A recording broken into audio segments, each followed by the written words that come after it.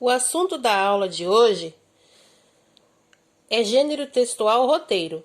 Mas antes de começar com o assunto específico da nossa aula, vamos fazer uma breve retomada sobre o que é gênero textual e tipologia textual. Os gêneros textuais são textos que cumprem uma função social numa situação de comunicação.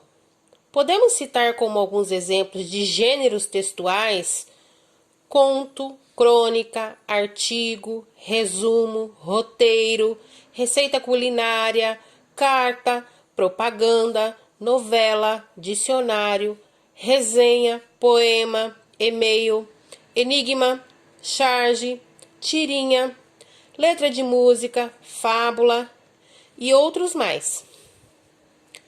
Já a tipologia textual se trata de algo que configura por estabelecer o objetivo, a finalidade dos textos, ou seja, os tipos ou tipologias textuais são responsáveis pela forma como ele se apresenta.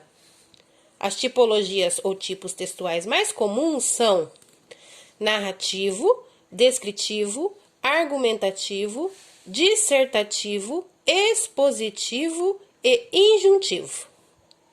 Vamos ao assunto da aula de hoje. Gênero textual roteiro, tipologia descritiva. O que é roteiro? Roteiro é um gênero textual descritivo que serve como base para os textos que podem ser dramatizados, encenados. É importante deixar claro que o gênero textual roteiro contém elementos narrativos como personagens, tempo, espaço, enredo, mas ao classificar sua tipologia, devemos nos atentar para a predominância descritiva. Vamos recordar sobre a tipologia descritiva e suas características? Textos da tipologia descritiva são escritos com riqueza de detalhes e com muitos adjetivos que exemplificam, qualificam as personagens, lugares e situações.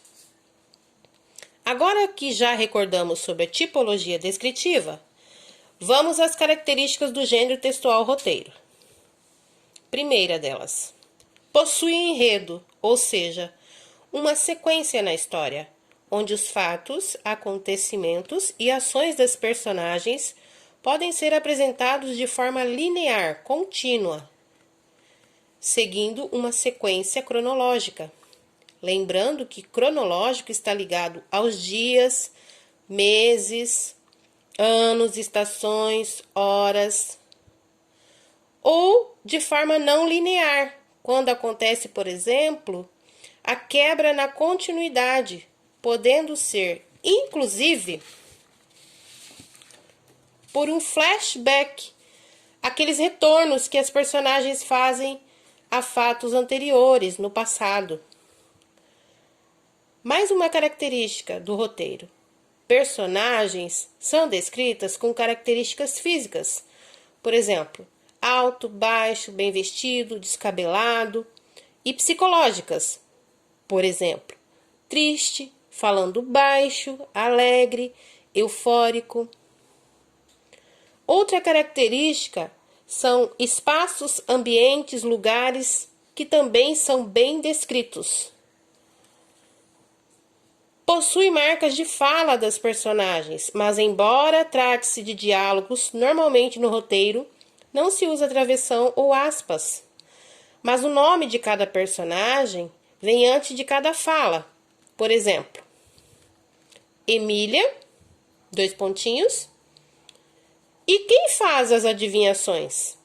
Inclusive, essa fala está no nosso texto da situação de aprendizagem do nosso caderno.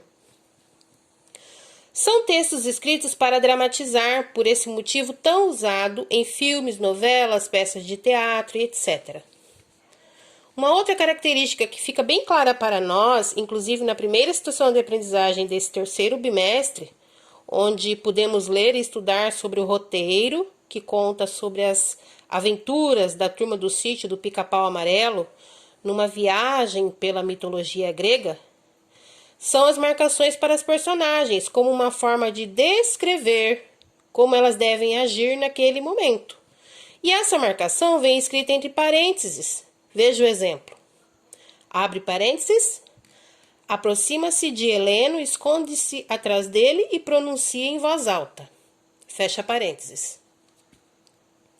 Há também a presença de marcadores textuais, que indicam o que irá acontecer na cena, e também aparece escrito entre parênteses no roteiro. Veja o exemplo. Abre parênteses. Visconde se aproximou de Heleno, escondeu-se atrás dele e pronuncia em voz alta. Fecha parênteses. No roteiro também podemos ter cena ou ato. Vamos ver com mais detalhes cada um. Cena é o momento da ação em que os atores estão a representar. Muda-se de cena quando existe alguma entrada ou saída de personagens. Ato. Parte de uma peça de teatro que corresponde a um ciclo de ação num determinado espaço e que é separada das outras por um intervalo. Muda-se de ato quando muda-se de cenário. Aí tem uma observação aqui também referente a essa atividade que nós fizemos do caderno do aluno. A palavra pica-pau nesse texto explicativo aparece escrita assim, sem hífen, por conta de ser uma marca, uma maneira específica que o autor Monteiro Lobato usa para nomear sua obra literária.